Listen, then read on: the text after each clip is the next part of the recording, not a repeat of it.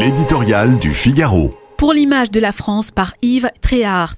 Les Jeux ont fait leur entrée en scène. Paris les désirait tellement. 100 ans après les avoir accueillis en un autre siècle, son rêve est devenu réalité, non sans peine. D'abord, il y eut toutes ces candidatures repoussées naguère par le Comité international olympique. Barcelone avait raflé la mise en 1992. Pékin l'avait emporté en 2008. Londres était passé devant en 2012.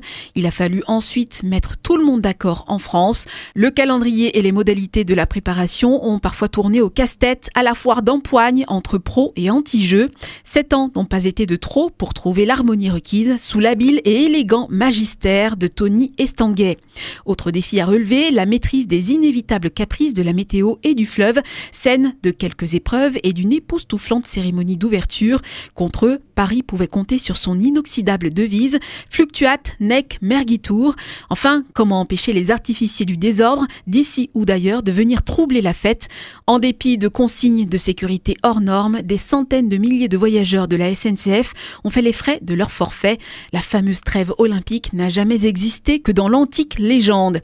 Avec les Jeux de Paris, c'est évidemment son image que la France, bien au-delà de sa seule capitale, expose à la face du monde. Hors de nos frontières, nul n'a oublié la prise d'assaut et le saccage de l'Arc de Triomphe par les Gilets jaunes en décembre 2018.